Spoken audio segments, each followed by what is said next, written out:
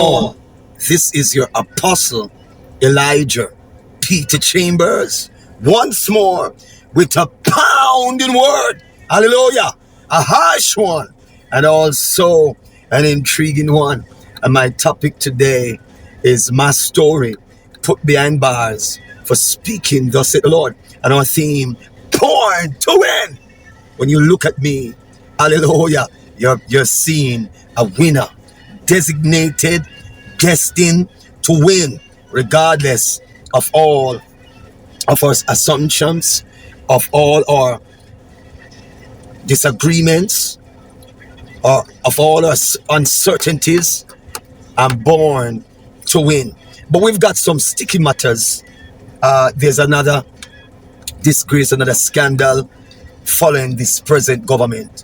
You notice for 9 years, they keep saying propaganda and it's false narratives, but yet constantly you're hearing the disgrace, the reproach, the corruption, the nepotism, the stealing. And every time that somebody comes in the different departments, governmental sector and departments, they take they steal taxpayers' money. However, we want to talk about Dr. Alfred Dawes, who exposed the present government with the handling of taxpayers' money, with the neurosurgical drill. That is the new phenomena. His investigation exposed the operating the medical drill was purchased for $31 million. That shows corruption. That is shown that the procurement document is approved, that the fraud is in play. So it is 31,500,000.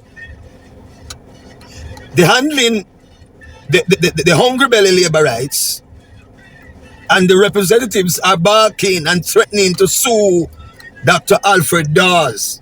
The man is functioning. The man is functioning from the perspective of being Minister of Health from the opposing party. So what do you expect? Do you want him to see your corruption and your theft and play a blind eye to it? That's what you want?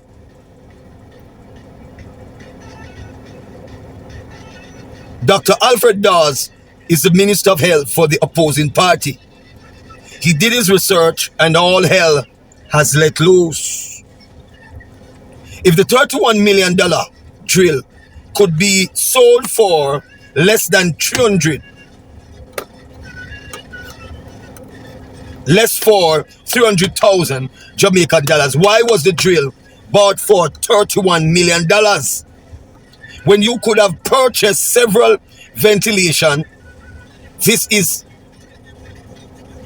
the question Dr. Alfred Dawes is asking. Every time this present government brings the opposing party to the court, they lose. Which means they change the laws without knowledge. The white-collar thieves continue to rob taxpayers' money, while the hungry belly laborites keep a blind eyes to the corruption, the theft. The leader of Jamaica has not declared its statutory declaration until today. And you all don't want us to question. You don't want us to investigate.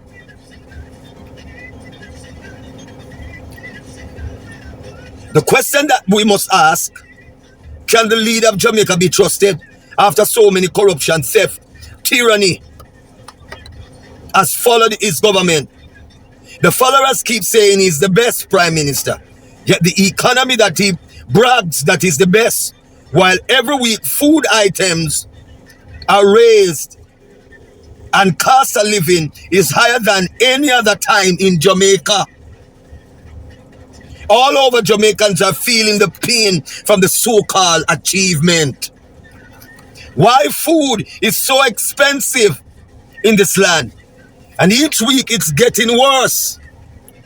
I have the opportunity to go into the supermarket. I dare you to go to the supermarket. If you bought something for $300, in the following week, you have to come with more than $300. And I'm not telling a lie. You said poverty is down.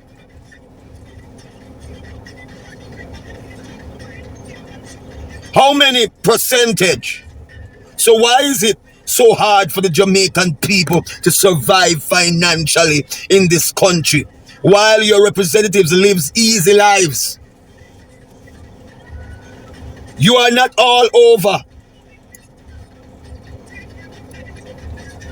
Jamaica, the representatives in all over Jamaica, the representatives in the present government, all of them have huge companies getting rich off taxpayers' money.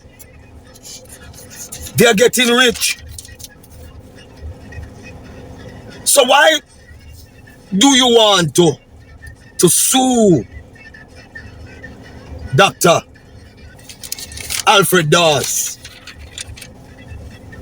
when the man have the evidence?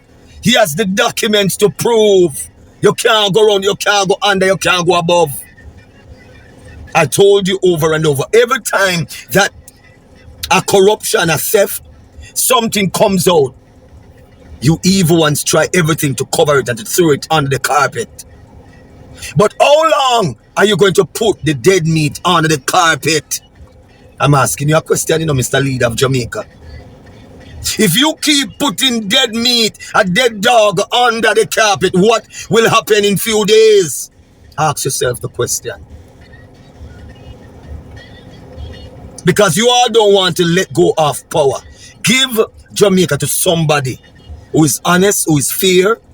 Give Jamaica to a leader who is willing to open the statutory declaration to expose how they make money, how money comes in, and the companies, the many companies that you have acquired. What you all are doing with so much companies all over Jamaica, you all are investing and making billions, millions of dollars, while the very people are following behind you, fighting the citizens, sending them death threats because you don't want the people to know the truth. Didn't the Bible say you shall hear the truth and the truth shall set you free? The Bible said I will send a strong delusion for you to believe a lie. And we can see that there's a strong delusion on many of you. Hungry belly labor rights, Christian political followers. Scales are over your eyes. You're blind, deaf and dumb. For 9 years, we're hearing all manner of scandals. Whole time people always say no. When you hear something in the corners of the street and people are saying life and so it go, something is in the making. Something is in the making. But all I can say to this present government, you will continue to cover your mess, your tyranny, your corruption, your theft, political white-collar theft, until it gets stinks. Anytime it gets stinks, dog eat your supper. So everybody is sending threat now to Dr. Alfred Dawes. You leave the man alone, make the man do the investigation. So why you don't want nobody to investigate you? So why did you went into leadership? Leaders are to be transparent. Leaders are to be open. People can scrutinize or criticize your leadership. If you're in leadership and nobody can investigate you introspectively, or to search whether for positive or negative error, listen, your character will speak for your credibility. And the question the Jamaicans should ask the leader of Jamaica, are you credible? Are you credible? Are you credible enough for anybody to investigate you? Because you're going to put a guard on everyone. You're going to mesmerize the laws just to suit you and to protect you. I overheard also that you're trying to strike out the law that put politicians behind bars and lock them for theft, for taxpayers' money. You're trying everything to rule that out. We ought to question your credibility and your character.